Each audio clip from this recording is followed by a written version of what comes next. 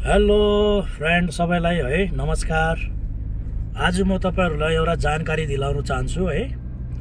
जसरी मैले पहिला पनि एक दुई खेप मैले है भनेको पनि छु।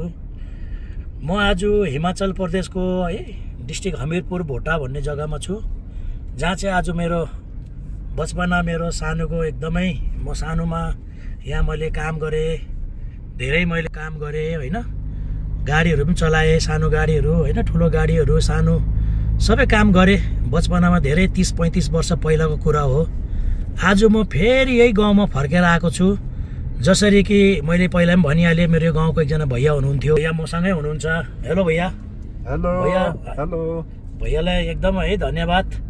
अनि भैयालाई म सानो पहिला पनि धेरै मैले धन्यवाद टक्राइरहन्थेँ, तर आज पनि आज हामी दुई भाइ यसरी यही बाटोमा है यसरी हिँड्दै पहिलाको कुराकानी गर्दै पहिलाको यादहरू गर्दै हैन हिँड्दै थिएँ। अनि सानो एउटा भिडियो मार्फत मैले तपाईहरुलाई जानकारी दिनु लागि बनाएँ।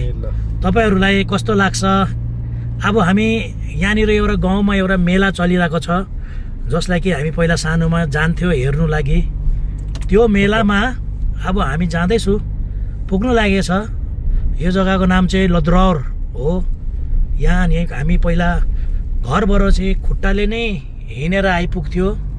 त्यो मेला पनि अहिले हामी तपाईलाई पुग्नु बित्तिकै यहाँ देखाउनेवाला छु। अनि यो मेलासँग मेरो एउटा बचपनको धेरै यादगार जोडेको छ। तपाईहरुलाई यो सुनिदिएकोमा धन्यवाद। Thank you.